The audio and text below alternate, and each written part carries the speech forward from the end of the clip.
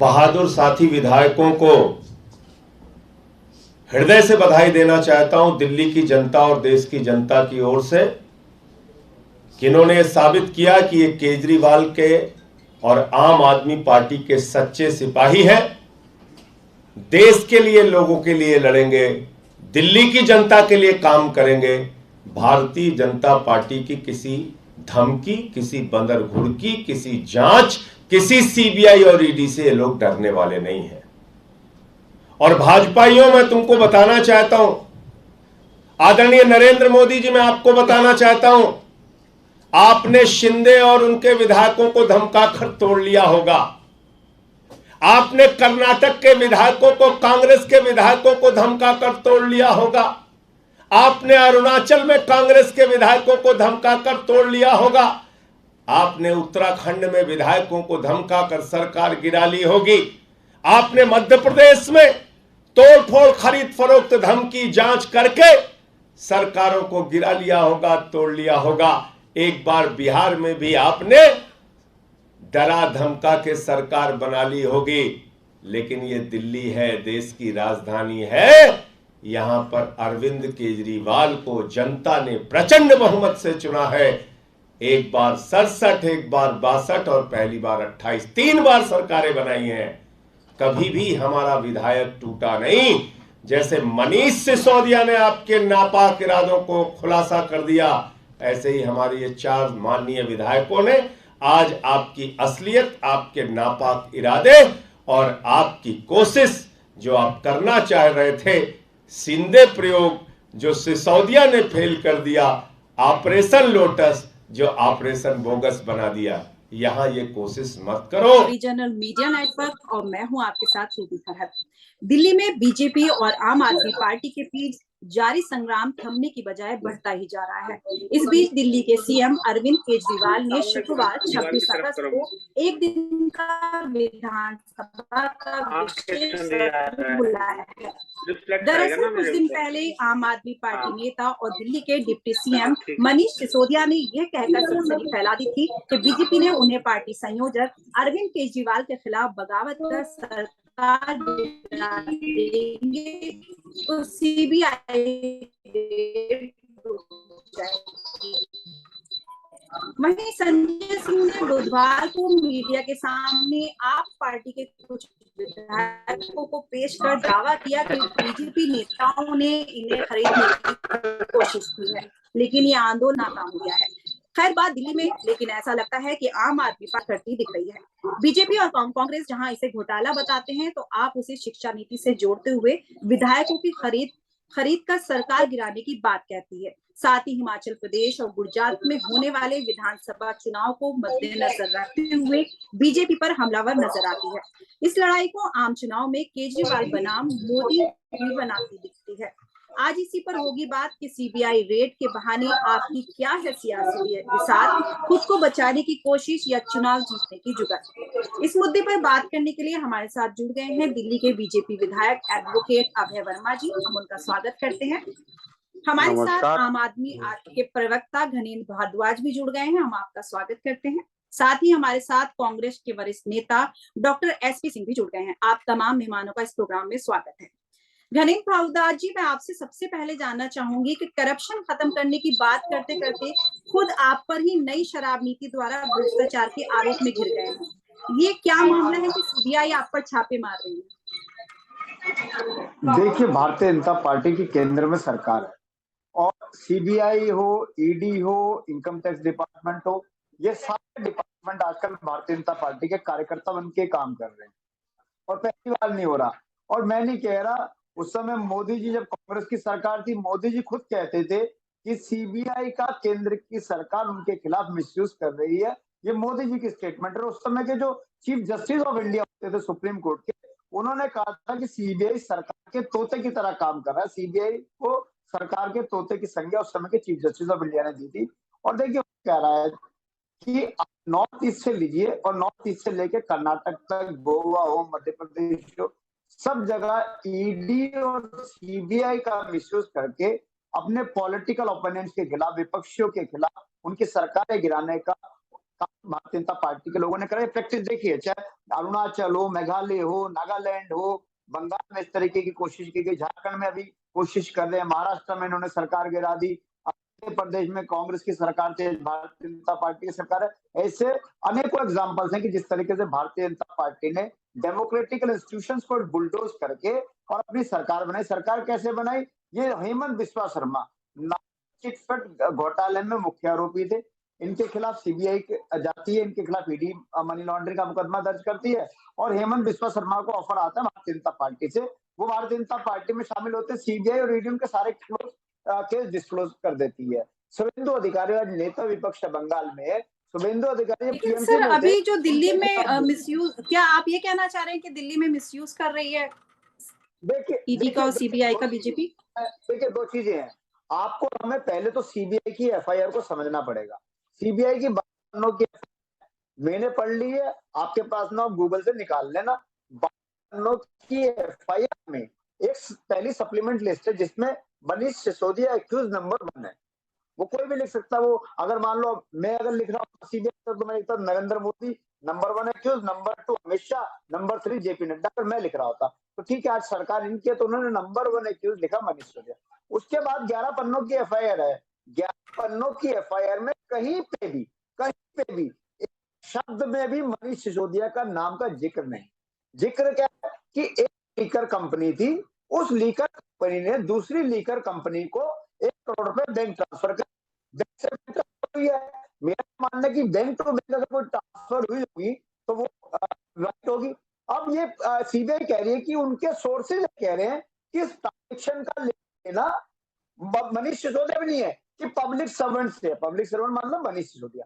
तो इस तरीके से सीबीआई की एफआईआर में कहीं मनीष जी का नाम नहीं है, जो भारतीय जनता पार्टी के लोग इल्जाम लगा रहे हैं कि 140 करोड़ का घोटाला हो गया, 30 करोड़ का, कोई कह रहा है 5000 करोड़ का, कोई कह रहा है 11,000 करोड़ रुपए का, कह रहा है 50,000 करोड़ रुपए का। उसमें कहीं नहीं है। ये कह रहे हैं कि इनरेगुलरिटी, उसमें कोई जिक्र नहीं है। आप अगर एफआईआर तो सीबीआई की एफआईआर मैंने पढ़ी है, मैं इसलिए कह रहा हूं। अभय वर्मा जी तो खुद एडवोकेट भी हैं, विधायक भी हैं। अभय वर्मा जी बेटर जानते हैं। हाँ, ये भी पढ़ लें।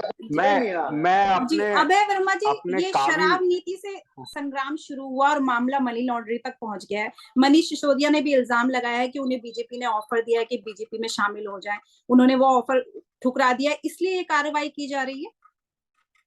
ऐसा है, इधर उधर की बात करने से तो कोई फायदा है नहीं। देखिए, जनता के लिए उत्तरदायी हम सारे लोग हैं, चाहे वो बीजेपी का कोई नेता हो, चाहे वो आम आदमी पार्टी का नेता हो। आज दिल्ली की जनता 2-3 प्रश्न सीधा सीधा पूछ रही है, जिसका जवाब ना मनीष सिसोदिया जी दे रहे हैं, ना उनका कोई प्रवक्ता दे रहा है। और वो दोनों तीनों प्रश्न को मैं भी रिपीट कर देता हूं। ऐसी क्या बात थी कि आपने रिटेलर को 2.5% कमीशन के बजाय 12.5% कर दिया? ऐसी क्या बात थी कि 86% लीकर अधिक बिका दिल्ली में और सरकार को 500 करोड़ रुपया घाटा हुआ पिछले साल से? 86% अधिक शराब बिकने के बाद भी सरकार को घाटा हुआ, इसमें क्या साठगांठ था? बड़ा सीधा सीधा प्रश्न है कि 2.5% को 12.5% क्यों किया भाई? शराब की बिक्री 86% बढ़ गई, सरकार का रेवेन्यू घट क्यों गया? ये जवाब तो मनीष सिसोदिया जी देंगे ना जी। मैं नहीं दूंगा, ना उनके प्रवक्ता दे सकते। और अगर सरकार जांच कर रही है तो इनको इतनी छटपटाहट है। अभी इन्होंने बंगाल का उदाहरण दिया, अभी इन्होंने बहुत सारे उदाहरण दिए। अरे करोड़ों करोड़ रुपया टीवी पे तो हम लोग देख रहे हैं। अगर ईडी छापा ना मारे तो 50-50 करोड़ रुपया एक नेता के घर से निकलता है। इनके सत्येंद्र जैन जी के घर से करोड़ों रुपए के सोना निकले जी, रुपया निकले। सवाल इस बात का नहीं है कि विंडिक्टिव व्यू से छापा मारा जा रहा है। सवाल यह है कि छापा मारा जा रहा है तो रिजल्ट आ रहा है ना। जिस सत्येंद्र जैन को अरविंद केजरीवाल जी कह रहे थे कि बहुत पाक साफ, उनको पद्म विभूषण मिलना चाहिए, 4 महीना से जेल में क्यों है भाई?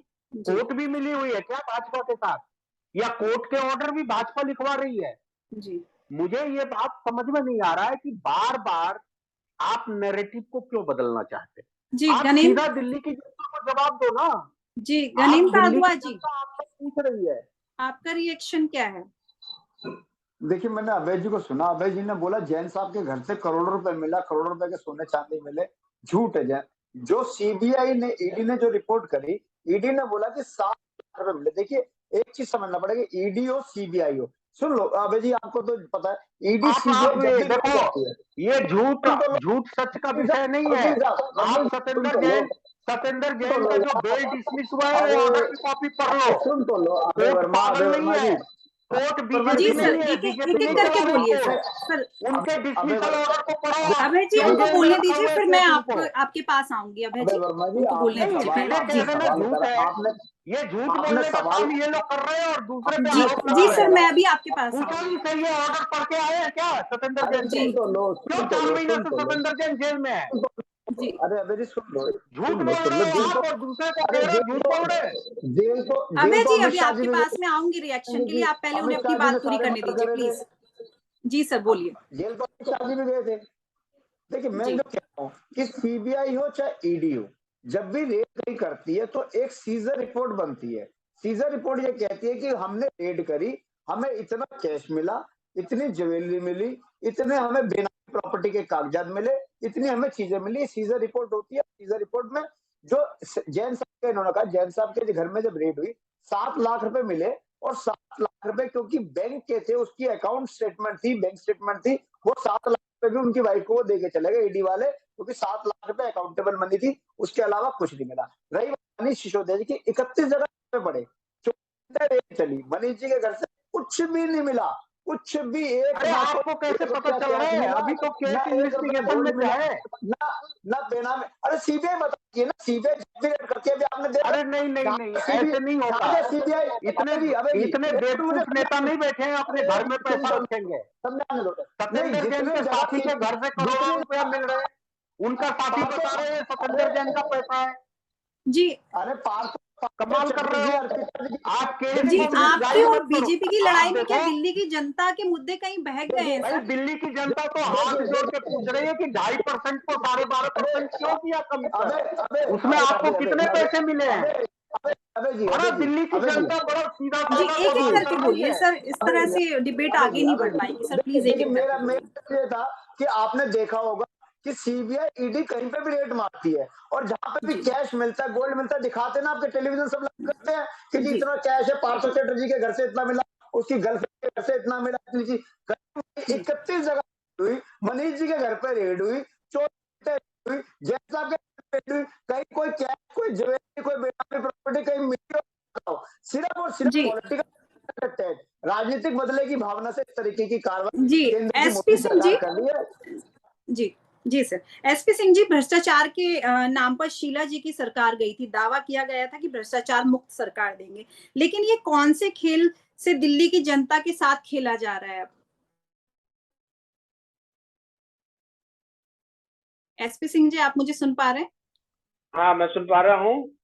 देखिए, जी केजरीवाल जी मोदी जी के बाद देश के नंबर 2 झूठे राजनीतिज्ञ हैं, और एक को झूठ के मामले में एक को बड़ा रिचार्ज कहा जाता है, एक को छोटा रिचार्ज कहा जाता है। जी केजरीवाल जी ने कांग्रेस सरकार के ऊपर बड़े सारे दोष लगाए भ्रष्टाचार के, लेकिन एक भी केस ये प्रूव नहीं कर पाए। सरकार बनाने के बाद सारी फाइल्स इनके पास थी, सारे रिकॉर्ड इनके जी पास थे। ये जो बड़े जी बड़े पन्ने लहरा के प्रेस कॉन्फ्रेंस में कहा करते थे मेरे पास 10,000 पेज की कॉपी है, मेरे पास 15,000 कॉपी, मैंने ये कर दूंगा, मैं वो कर दूंगा। मैं पूछता हूँ वो कहाँ है? सच्चाई ये है जी कि झूठ की बिना पे, झूठ के बूते ये सरकार बनाए हैं इन लोगों ने। जहां तक भ्रष्टाचार का मामला है, असली भ्रष्टाचार तो यहाँ हो रहा है। ये जो जी दारू नीति थी इनकी, शराब नीति जिसे कहा जाता है, वो शराब नीति क्या था? ये भ्रष्टाचार का ही तो खेल था। आप ये बताइए, जो शीला जी द्वारा जो शराब नीति चालू की जा रही थी, उसमें क्या दोष था? अल्टीमेटली वही आ गए ना, लौट के बुद्धू घर को आए। लेकिन इन्होंने जो शराब नीति बदली, उसका जो एक सबसे बड़ा कारण था वो था करप्शन।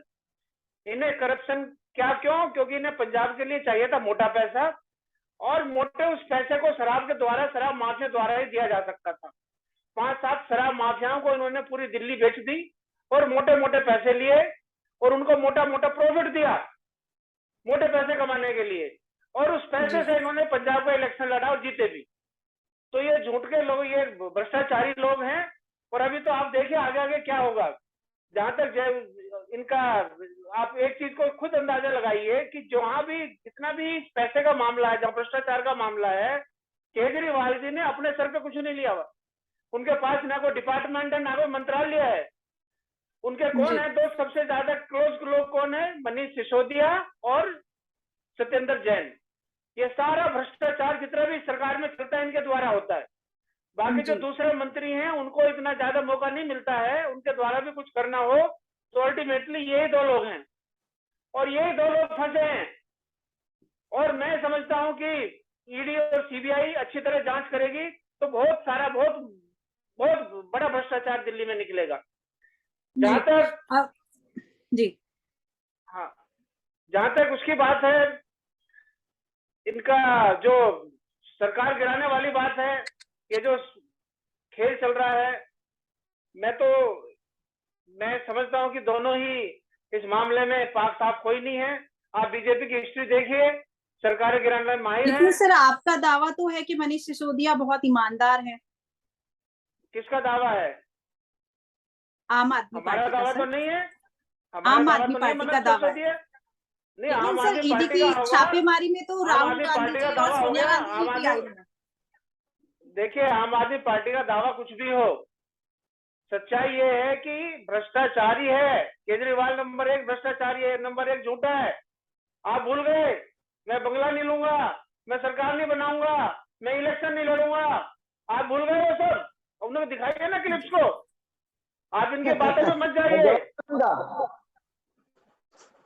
जी गणेन्द्र भारद्वाज जी, आप क्या कहना चाहेंगे इस बारे में? देखिए, मेरे को ना बड़ी हंसी आती है कांग्रेस की जिस तरीके की मानसिकता हो चुकी है ना, कि सीबीआई ईडी अगर सोनिया गांधी राहुल गांधी के घर पे रेड करती है ना तो बड़ा गलत है जी। देश में बवाल पूरा देश सर पे उठा लेते हैं, सीबीआई ये कर रही है, पॉलिटिकल वेंडेटा है गांधी के खिलाफ, सोनिया गांधी के खिलाफ। लेकिन अरविंद केजरीवाल, मनीष सिसोदिया, सत्येंद्र जैन पे जाती है, बहुत अच्छा काम कर रही है। इनको सीबीआई और ईडी बहुत अच्छे लगते हैं। अभी क्या है कि सीबीआई ईडी अगर निकाले तो अच्छा। अरे एक स्टैंड ले लो कि या तो सीबीआई ईडी ढंग का काम कर रही है या नहीं कर रही। आप दिल्ली के मामले में स्टैंड अलग हो जाता है और सोनिया गांधी के मामले में स्टैंड अलग हो जाता है। देखिए, मुझे कांग्रेस का जवाब भी नहीं देना, क्योंकि कांग्रेस को सीरियस लेना देश के लोगों ने बंद कर दिया, दिल्ली के लोगों ने भी बंद कर दिया। कांग्रेस 2 बार दिल्ली में 0 नंबर की पार्टी हो चुकी है। 2015 में भी 0 मिला, 2020 में भी 0 मिला। असेंबली में एक भी सदस्य जो दिल्ली के लोगों ने भी इनको सीरियस लेना बंद कर दिया, इसलिए मैं भी सीरियस नहीं लेता और आप भी सीरियस मत लेना। दूसरी बात रही भारतीय जनता पार्टी की, जिस तरीके से भारतीय जनता पार्टी का जो मिशन लोटस है पूरे देश में चला, वो मिशन लोटस दिल्ली में मिशन बोगस हो गया। उसका कारण क्या है कि भारतीय जनता पार्टी को लगता था, क्योंकि देखिए एक दल था जो बिकने को तैयार था, एक दल था खरीदने को तैयार था।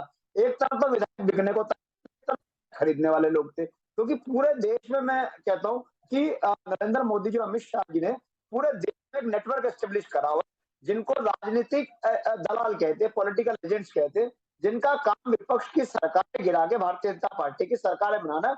उनका एक काम, उनको एक टास्क मिली हुई है। दिल्ली के अंदर आए, दिल्ली के अंदर गलती से आम आदमी पार्टी से इनका पाला पड़ गया। 2013 में इन्होंने कोशिश करी हमारे विधायक खरीदने की। जी अभय जी, आप कुछ कहना चाह रहे हैं? आपकी हमारे 5 विधायकों को खरीदने की कोशिश अरे भाई, ये खुद ही बोल रहे हैं, खुद ही दोष लगा रहे हैं। अभय जी को जवाब देने दीजिए प्लीज। गणेन्द्र जी, हमारे लोग नहीं छूटे, 20 से 25 इनको रोकिए। जी मैं इस बारे में अभी बात करूंगी अभय जी से। अभय जी को जवाब देने दीजिए। अभय जी, आपके नेता नड्डा साहब ने बिहार में कहा कि छोटी पार्टियां खत्म हो जाएंगी। अगर आपके दावे सही है तो ये नैतिकता है कि विधायक खरीदो और सरकार बदलो? सुनिए, छोटी पार्टियों से देश का क्या फायदा हो रहा है, क्या नुकसान हो रहा है, इस पे अलग से डिबेट कर लेंगे। मैं एक लेकिन बात, सर जो खरीद फरोख्त का सिलसिला जारी है, इस पर आपका क्या कहना है? जबरदस्ती का मुद्दा बन रहा है। सर महाराष्ट्र में जो हुआ है, बिहार में जो हुआ है, सब आपके सामने। सुनिए, महाराष्ट्र में क्या हुआ है? महाराष्ट्र में शिवसेना को छोड़ के उनका एमएलए गए हैं, कोई खरीद फरोख्त नहीं हुआ है। पहले आप बात को सुनिए, आप पहले धीरज रखिए थोड़ा सा, मेरे को एक प्रश्न का जवाब दीजिए। अरे भाई, लीकर पॉलिसी बहुत अच्छा था तो क्यों विड्रॉ कर लिया? चोरी नहीं की तो क्यों नहीं डंके के चोट पे कहा कि लीकर पॉलिसी हम बहुत बढ़िया लेके आए, देश में सबसे बढ़िया पॉलिसी है? जवाब इस पे आपको देना है।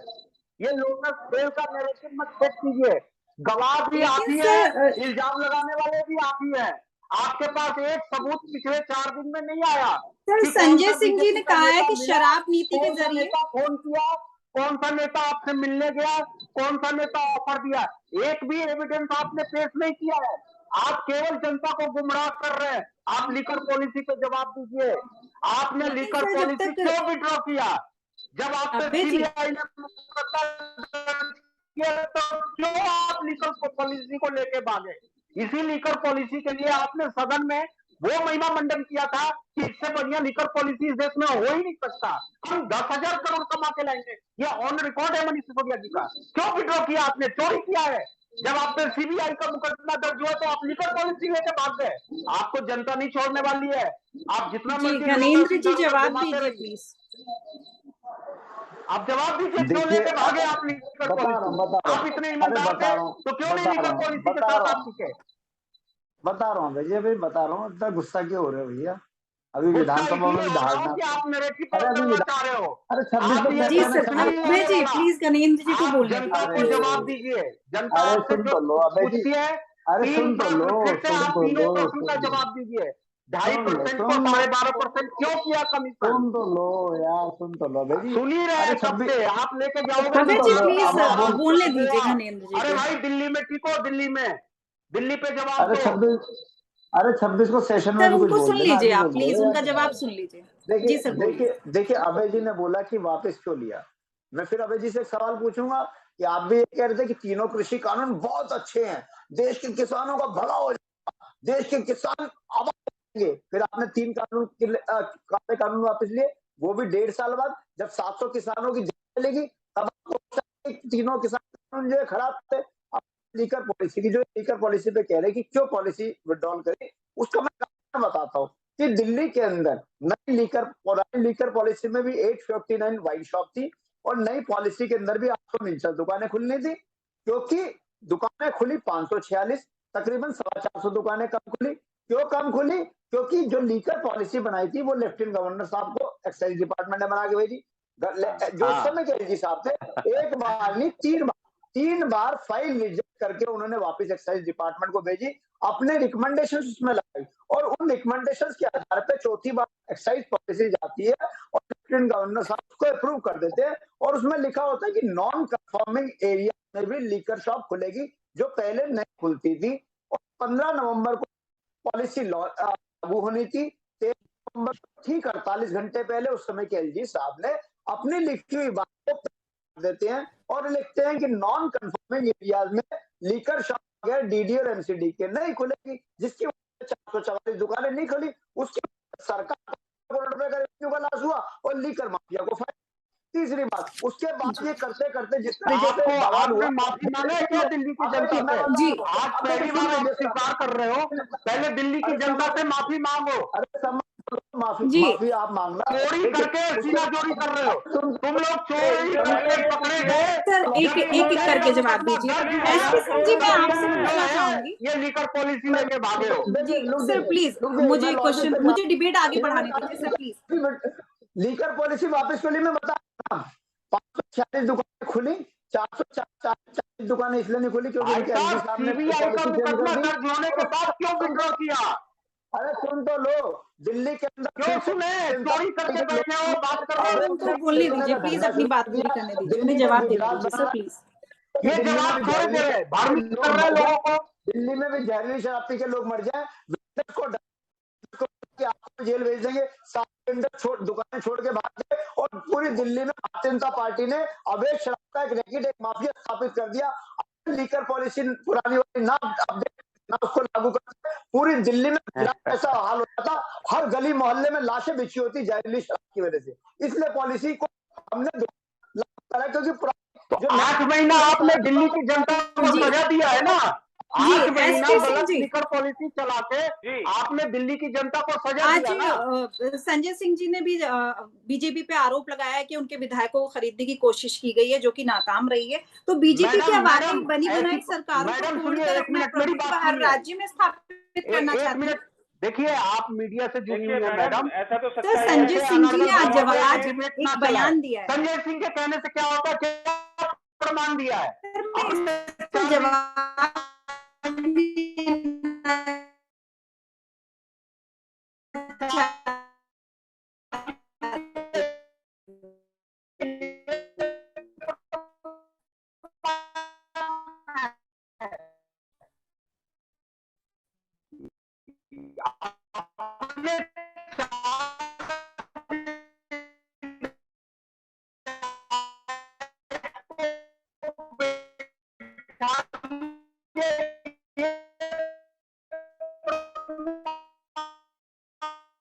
रही है, एमएलए खरीदती रही है।